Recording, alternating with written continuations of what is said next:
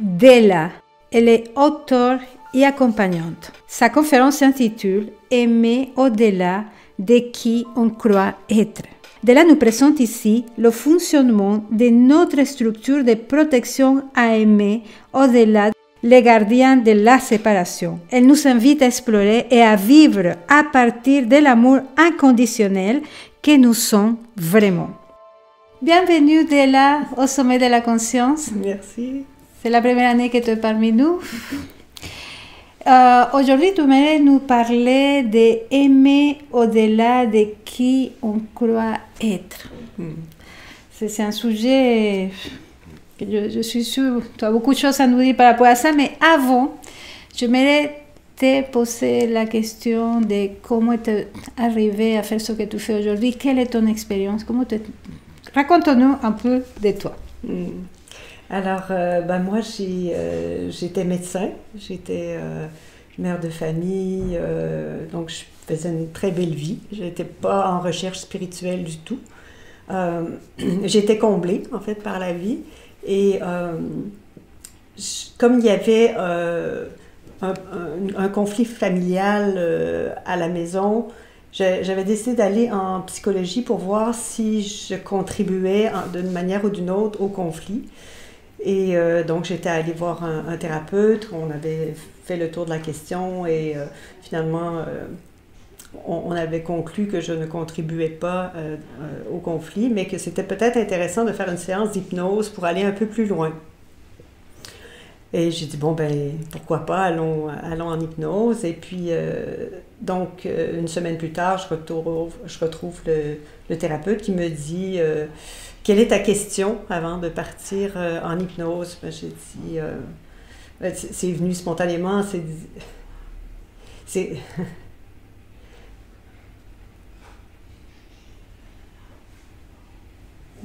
c'était comment... Il y a l'émotion qui remonte. Oui, c'est ça. C'était comment je pouvais irradier la paix dans la maison. Et là, en fait, sous hypnose, j'ai fait un voyage vers l'amour inconditionnel à travers un tunnel de lumière. Je suis devenue un être de lumière. J'étais enveloppée d'autres êtres de lumière qui étaient là et tout à coup, on a fusionné. On est devenu l'un, on est devenu cette source infinie. C'est fou, hein, parce que c'est en 2005 et puis c'est encore très... Quand j'en parle, c'est vraiment...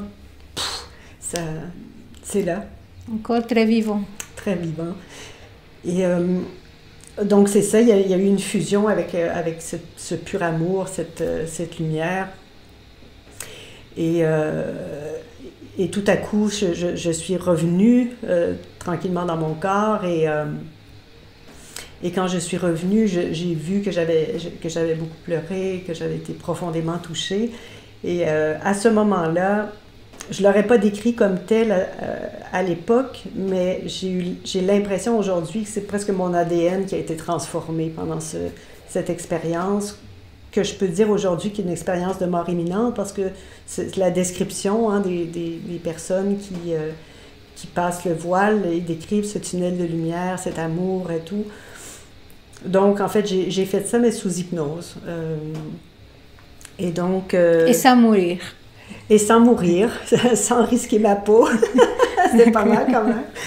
Et donc, les 2 années qui ont suivi cette ouverture profonde à une réalité, à la réalité fondamentale de mon point de vue, ont été accompagnées à la fois de beaucoup d'expériences mystiques, mais aussi beaucoup de décapage au niveau de l'ego, au niveau de qui je croyais être, en fait.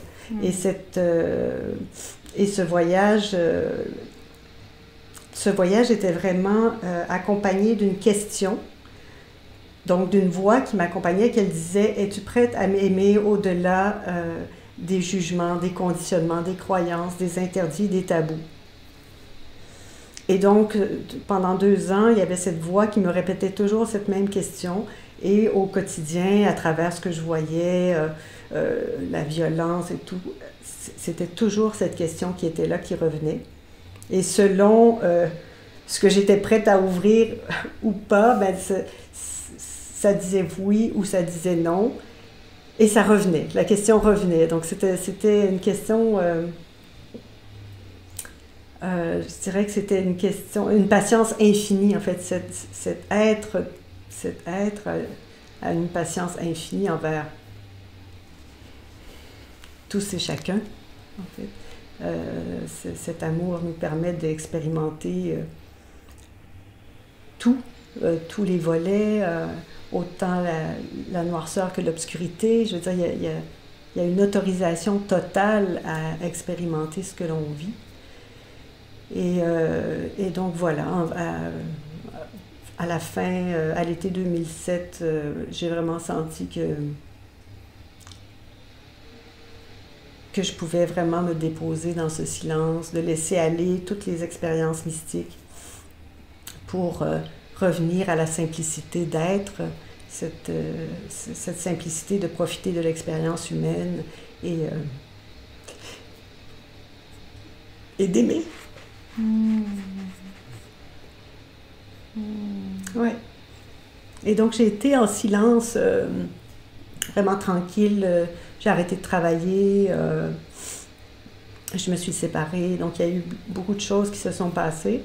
Et j'étais vraiment dans un espace où je sentais qu'il n'y avait rien à dire, qu'il n'y avait rien à partager. Tout était exactement à la place que ça devait être. Chaque personne vivait ce qu'elle devait vivre. Tu vois, il y avait vraiment quelque chose de très, très tranquille, conscient, paisible. Je dirais unifié, en fait, à l'expérience dans sa globalité.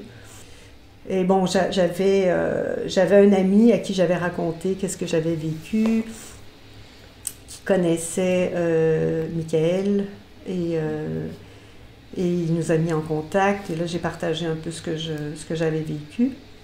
Et il m'a invité à co-animer une retraite avec lui tout de suite. Michael, qui est ton compagnon, qui fait partie aussi des experts du sommeil de la conscience, vous allez le voir dans une autre interview. Hein? Oui, c'est ça, exactement, exactement. Donc c'est comme ça qu'a commencé le voyage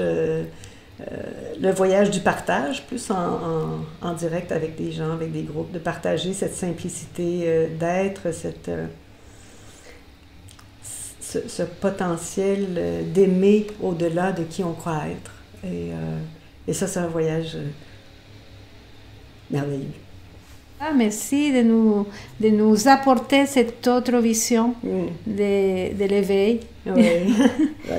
C'est fascinant. Oui. En fait, tout est possible. Hein.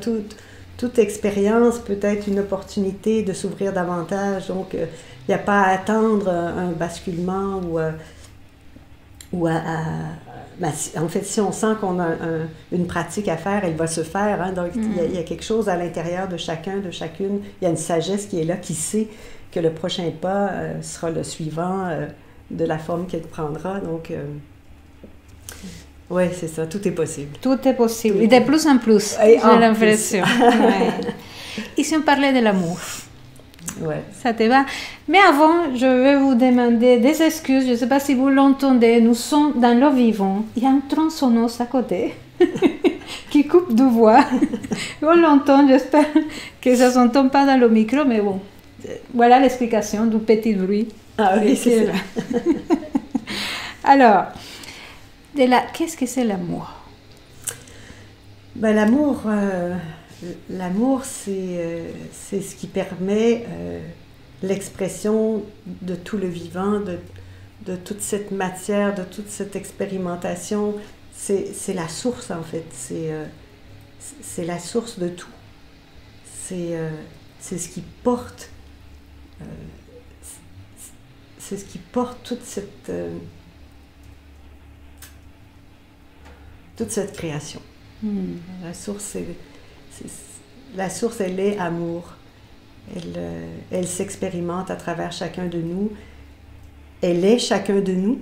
Donc, on est cet amour avant de penser qu'on est quelque chose d'autre que l'amour, parce que c'est un jeu. Hein, mais Donc, l'amour, c'est la source de la création. Ça n'a rien à voir avec l'amour humain, relationnel, transactionnel. Romantique. Oui, non, c'est à l'origine de tout. D'accord, merci. Alors, on parlait tout à l'heure, il y a des façons de se protéger de cet amour. Ouais. Est-ce que tu peux nous parler un peu et comment on se protège? Oui. Alors, de mon point de vue, tu vois, on est cette source d'amour, on est cette lumière, et cette lumière, elle s'individualise à travers chacun de nous, à travers les âmes. Donc, elle s'individualise, elle prend corps, et quand elle prend corps, elle oublie sa nature infinie, immortelle, de pur amour. Et en oubliant ça, elle développe, elle expérimente en fait deux peurs fondamentales. Donc, le fait d'avoir un corps physique et d'avoir oublié qu'on est cette source d'amour fait qu'on vit en tant que moi aux prises avec deux peurs fondamentales. La peur de disparaître, donc la peur de mourir, et la peur d'exister. Et qu'est-ce que c'est la peur d'exister? C'est la peur d'exister en tant qu'âme libre, en tant qu'âme connectée au plein potentiel de la vie, en tant qu'âme sensible à l'infini. Et donc, ces deux peurs fondamentales nous maintiennent dans cette illusion qu'on est séparé de cette source infinie, qu'on est séparé des uns des autres, qu'on est séparé de la nature, du vivant. Et donc, c'est intéressant de prendre conscience de ces deux peurs fondamentales et de voir de quelle façon on se protège à travers ces deux peurs fondamentales, de quelle façon on se protège de l'amour. Ici, incarné, tu vois, dans ce plan. Et c'est un défi magnifique d'âme d'explorer ces mécanismes de défense qui font que on oublie, on maintient cet oubli qu'on est amour. Et juste une petite parenthèse, comment nous avons oublié, pourquoi nous avons oublié, c'est tellement important. L'oubli, en fait, c'est l'expérimentation d'une autre facette de la conscience, d'une autre facette d'elle-même. Elle arrive à explorer, en fait, un monde complètement nouveau, de se découvrir à travers la séparation, à travers...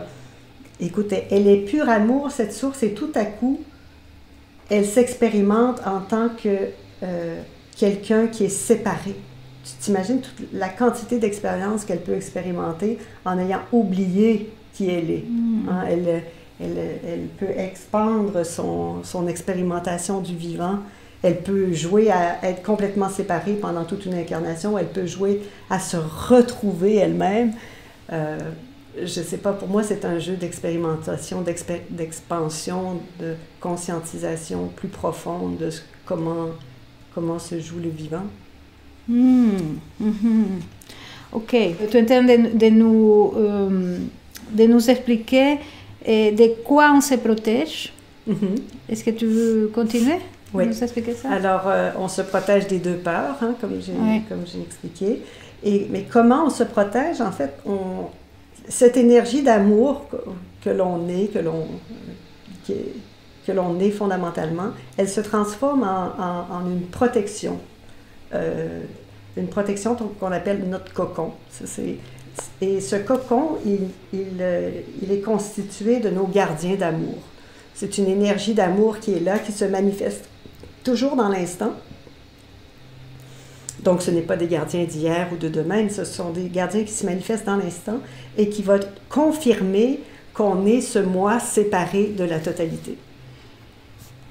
Et donc, ce cocon, il va dire je suis une personne, je m'appelle tant, j'ai tel âge, je suis née en telle année, j'ai tel problème. Toutes nos identifications. Toutes nos identifications, nos blessures, tout ça. Donc, le cocon, lui, il est reconstitué dans l'instant par notre système de croyance. C'est une structure de croyance, ce cocon, à laquelle on adhère. Et le plus souvent, inconsciemment. Et tant qu'on y adhère, on est séparé de la totalité Et l'avantage d'être séparé de la totalité, c'est qu'on vit dans notre monde connu. T'sais, on nage pas en plein mystère dans le mystère de la vie. On est cette personne qui habite son cocon, son monde connu, dans son système de croyances. Donc, ça permet comme d'avoir l'impression d'avoir un socle. Il y a des repères. Et des repères pour exister, pour vivre, pour survivre, en fait, à cette séparation qui n'existe pas. Donc, au fond. Au fond, qui n'existe pas, effectivement.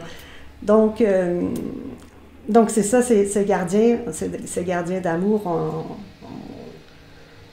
on peut en prendre soin, on peut d'abord les identifier, parce que tant qu'on n'en est pas conscient, c'est compliqué. Donc, on peut vraiment les conscientiser, les aimer, parce qu'en fait, c'est de l'amour pur, cette protection, et se redresser par rapport à cette énergie qui nous sépare les uns des autres et de la vie.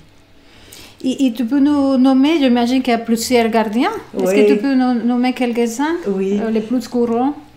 Il y a un gardien de base, c'est le gardien du refus. OK? Je veux bien savoir.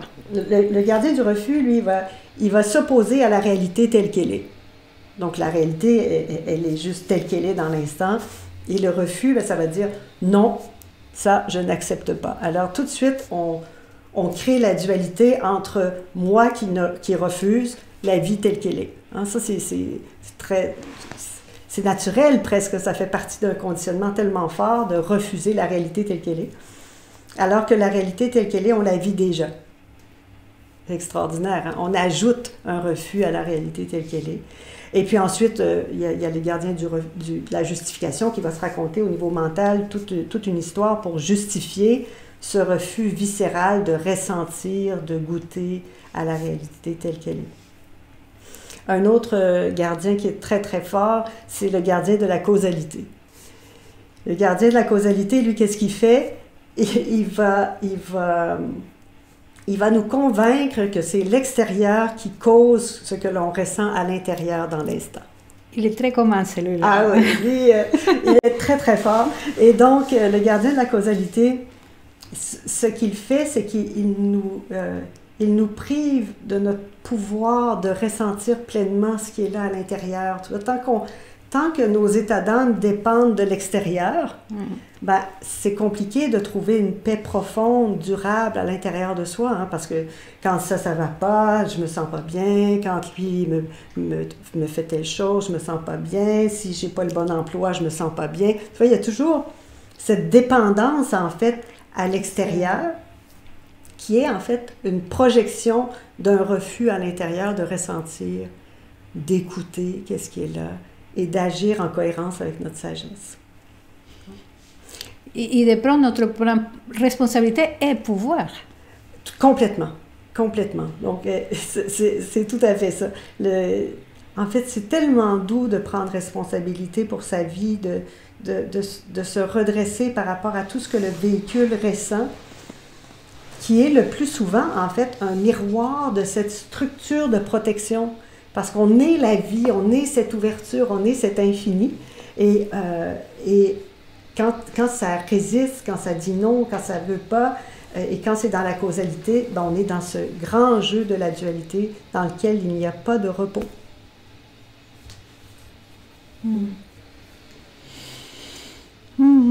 Donc, il y a la causalité, et est-ce qu'il y a d'autres... Ah oui, il y en a d'autres. Il y en a d'autres, en fait. Parce que si on veut s'ouvrir au-delà de cette structure de protection, on va avoir envie de tester, de dépasser l'espace du monde connu. Hein? On va oser avoir envie de faire quelque chose qui fait pas partie de ce qui est OK, de ce qui est attendu. Et quand on essaie d'aller au-delà de ça, il y a le gardien du drame.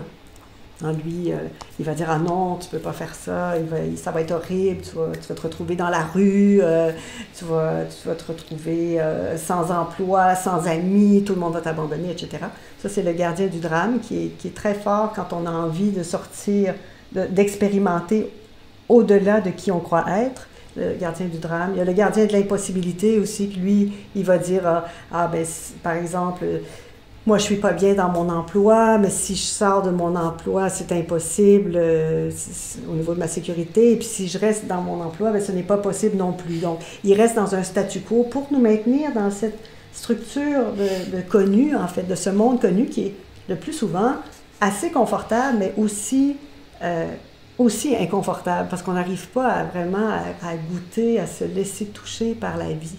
Tu vois? Donc, le gardien de l'impossibilité, du drame. Il y a la structure rigide de croyance aussi qui va faire que... Ça, c'est comme la structure de base, tu vois, qui nous maintient dans un monde très limité. Donc, l'invitation par rapport au gardien, la rigidité des croyances, ça va être d'amener une forme de fluidité par rapport à nos croyances. Donc, ce n'est pas tant de se dépouiller de toutes les croyances, mais d'amener de la douceur, de la fluidité, tu vois, dans tous ces processus de pensée pour finalement arrêter d'être heurté par cette structure de croyance rigide, tu vois, d'amener de la douceur dans notre façon de vivre et aussi dans notre façon d'être avec l'autre. Tu vois, quand les croyances sont fluidifiées, quand on fait le choix du cœur,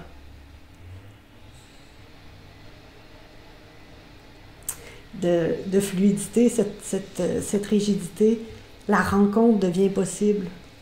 Parce que c'est pas une structure qui rencontre une autre structure, c'est le cœur qui rencontre le cœur de l'autre. Mm. Et ça, c'est très, très précieux de s'offrir ça à soi et à l'autre. Donc, aimer au-delà de qui on croit être, c'est vraiment s'autoriser à s'ouvrir à la réalité, à notre réalité en tant qu'être humain, à la réalité de l'autre, et garder en tête, en fait, que l'autre, il est exactement à la place où il doit être. Il est un être parfait, divin, et il fait lui-même son voyage d'âme, et ce sont que nos jugements qui peuvent nous couper, en fait, de cette réalité, de cette évidence que chacun fait de son mieux avec qui il croit être, avec ce système qui est le plus souvent inconscient et à travers lequel on se balade sans jamais s'en rendre compte. D'ailleurs, tu nous racontais hier, parce qu'on a eu la chance d'échanger beaucoup, que quand tu as eu ton, je ne sais pas si tu l'appelles éveil, comment tu l'appelles, tu voyais la perfection dans tous les êtres humains. Oui. Est-ce que tu peux nous parler un peu de ça? En fait, la perfection, elle est visible quand on s'arrête et qu'on se dépose dans l'instant. Cet instant, c'est le pur amour qui est là et qui voit sa création et qui voit ce miracle, en fait, d'exister, d'explorer, de goûter toutes les facettes d'une manière inconditionnelle, en fait. C'est ce temps d'arrêt à l'intérieur, de prendre le temps de revenir à cette respiration, à cet amour, à ce dépouillement de qui on croit être, permet de voir la perfection de la vie. Mais cette perfection, elle est souvent reprise, tu vois, par cette structure qui va dire, ben, la perfection, c'est ça. Il y a le gardien de la perfection qui va dire, la perfection, c'est ça, et l'imperfection, c'est ça, qui crée encore cette forme de dualité par amour, hein? Parce qu'on se dit, on va souhaiter la perfection pour soi, pour l'autre, on va juger, parce qu'on a peur d'être détruit, on a peur d'exister, on est toujours dans cet élan d'amour, de protection de qui on croit être. Donc c'est vraiment intéressant sur le chemin de l'ouverture, de douter de cette définition de nous-mêmes. Et de la définition de l'autre et de tout, en fait. Ah ben la définition de l'autre, oui, c'est ça, ce sont tous des critères, ça provient, en fait, toute cette séparation, elle provient du cocon, de notre propre cocon. Ouais. Donc elle ne dépend pas de l'expérience de l'autre, hein. Elle dépend de notre regard sur l'autre et sur la vie Comment ce regard, il est formaté, est-ce qu'il est à travers le prisme de qui je crois être, et alors on voit quelque chose qui est réduit, ou est-ce qu'on prend le risque fou, vraiment, de regarder la vie à travers...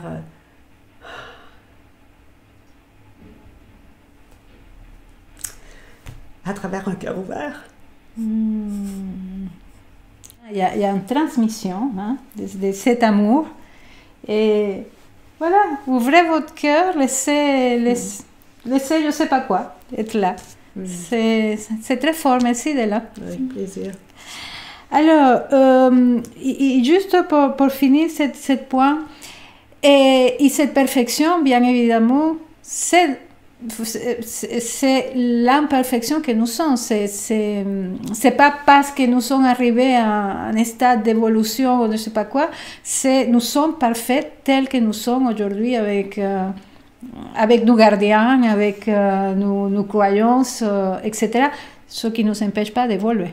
Nous sommes d'accord? Complètement. C'est... En fait, il y a que le mental qui peut imaginer que ce qu'on vit est imparfait.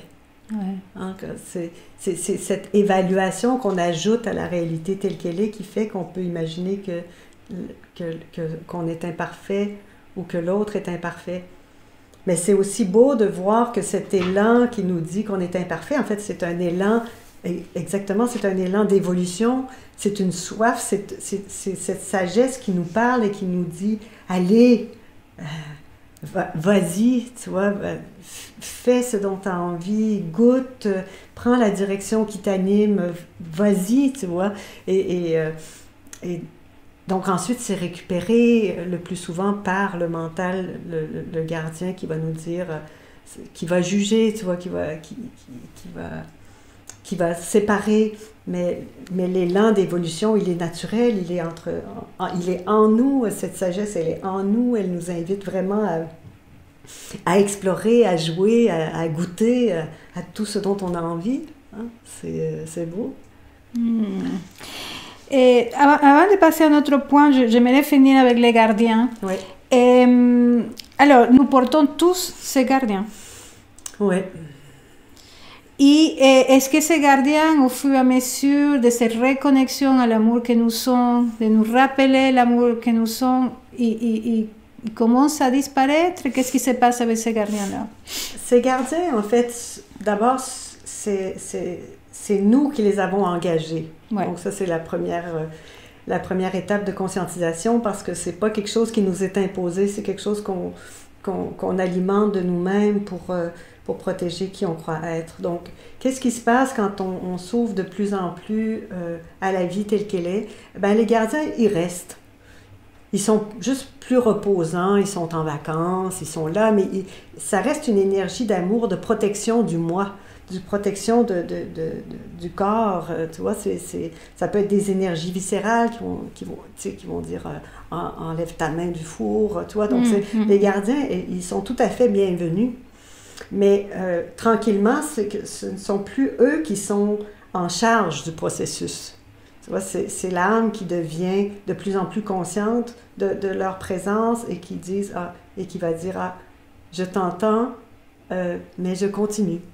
Tu vois? Donc, ils restent là, ils sont nos amis les plus fidèles, en fait, nos gardiens. Et donc, ce n'est pas pour se débarrasser de nos gardiens qu'on prend la conscience de leur action, mais juste pour les mettre au bon endroit dans notre vie. Oui, parce qu'ils sont aussi en un intérêt. Si j'imagine que on n'a plus du tout ces parties de nous, on peut tout accepter parfois. Oui, exactement. Et c'est là où l'écoute de l'âme, elle est importante, tu vois, dans le fait d'être...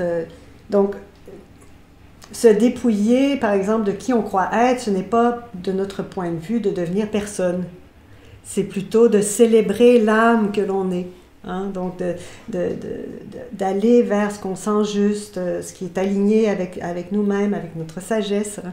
Donc, les gardiens, ils sont là aussi pour nous dire, sois prudent, tu vois, c'est de l'amour pur, en fait. Ouais.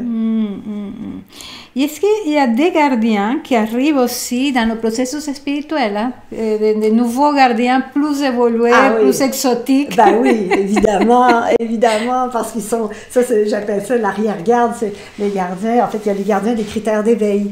Ah, Ah oui, alors lui, il y a toute une série de critères qui dit l'éveil c'est ça, ça, ça, et l'éveil ce n'est pas ça, ça, ça.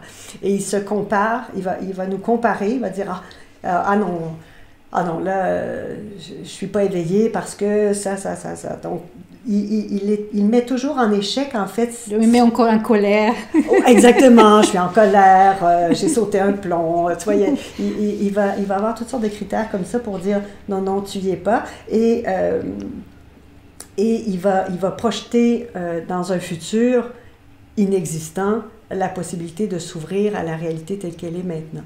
Il y a aussi le gardien du doute, qui est très fort aussi en spiritualité, qui va dire « Ah, je sens vraiment une ouverture, mais je ne suis pas certaine que c'est ça. Et là, il y a un doute, et là, c'est reparti dans la quête. Tu vois.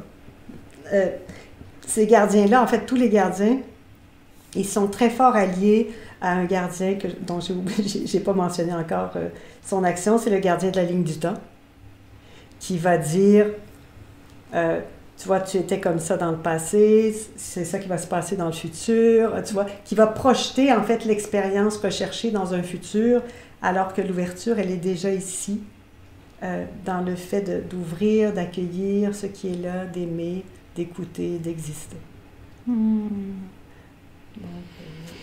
Merci. Bah, j'imagine que nous sommes... est-ce qu'on peut parler de comment s'ouvrir? Comment s'ouvrir? C'est ça. C'est tellement un beau voyage, un beau défi. En fait, c'est prendre ce risque fou de douter de notre limite à aimer. Parce qu'on dit... Est-ce que tu peux le répéter? De douter. Prendre le risque de douter. De notre limite à aimer. Parce que on prend pour acquis qu'il y a des choses qui sont aimables et il y a des choses qui ne sont pas aimables. Mais ça, c'est une illusion, en fait. C'est une structure identitaire qui va nous dire ah, ça, je peux pas aimer ça. Le gardien de l'impossibilité va, par exemple, dire ouais, tu penses qu'on peut aimer les guerres, on peut aimer les viols, on peut aimer les génocides et tout. Donc, le gardien de l'impossibilité, il va vraiment aller dans le pire des scénarios pour dire ce n'est pas possible de t'ouvrir à aimer ce qui est ici et maintenant. Tu vois, il va projeter dans l'histoire une justification pour ne pas, dans l'instant, s'ouvrir, goûter, aimer, exister par rapport à ce qui est ici et maintenant. Donc, l'invitation, c'est de prendre ce risque fou de quand ça dit non,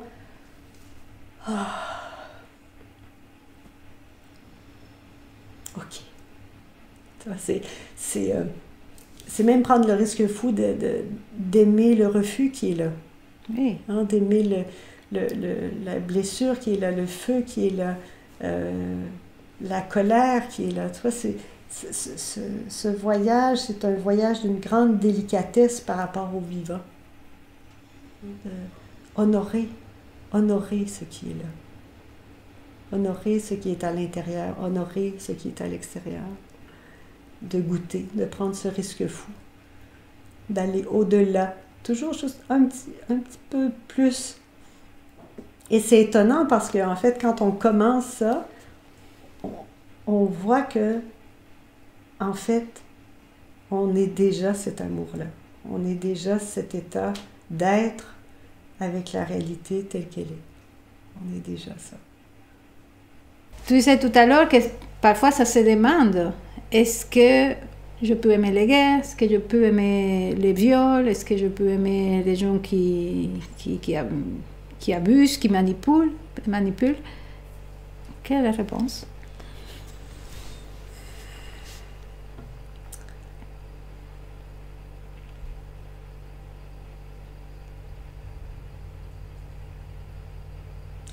Je peux aimer la grande impuissance que je ressens.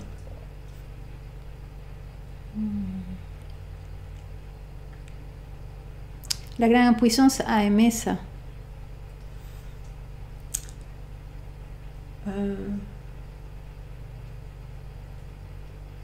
Oui. C'est un amour d'une sensibilité infinie, en fait. Donc, cet amour,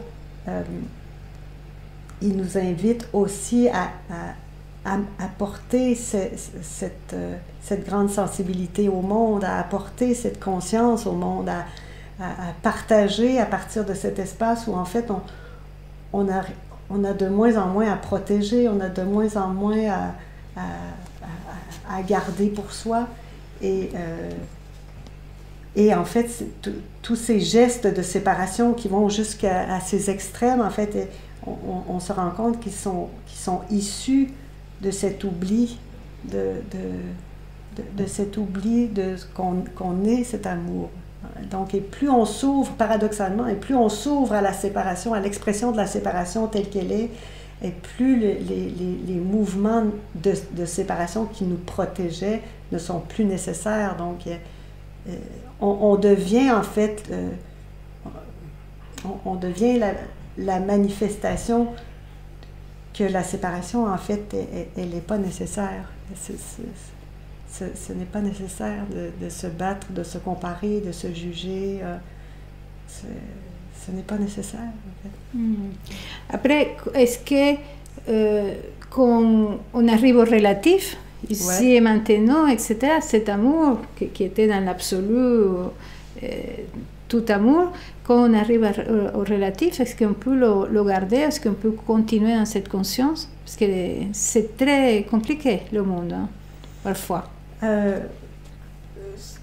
Ça peut, mais tu vois, quand on dit le monde c'est compliqué, pour moi c'est comme le gardien de l'impossibilité qui va dire il y a un enjeu. Il y a un petit gardien qui s'est infiltré ici. C'est ça.